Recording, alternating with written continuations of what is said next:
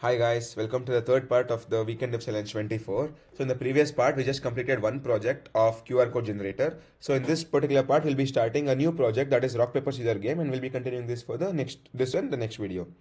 So this is simple. Basically, you're playing the rock, paper, scissors game with the computer. So one is what you select is what the user's choice, and the computer's selection is generated randomly using the random library. So this is very simple, and then we have the comparing scores, whether if this comes or this comes, etc., etc. You know how the game works. So in this first part, we'll be just building the HTML part. We'll be just building the structure. So let us see what it is.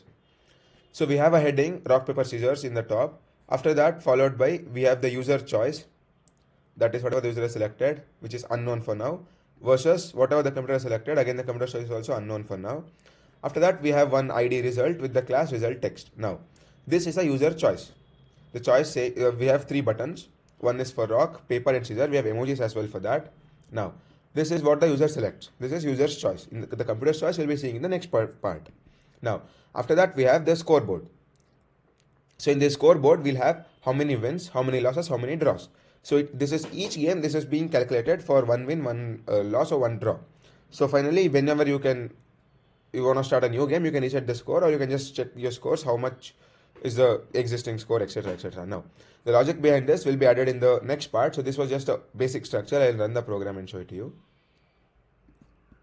This is without proper CSS, without design, anything, just a normal basic structure. You can see one is you versus computer, it says. Now I have three options. I can select paper, anything which right now it won't work because we've not yet added the logic. In the next part, I'll show how it works, and then the scoreboard keeps updated. Let me submit the program. So test case is passed, and that's it for this video. I'll continue this program in the next video. Thank you.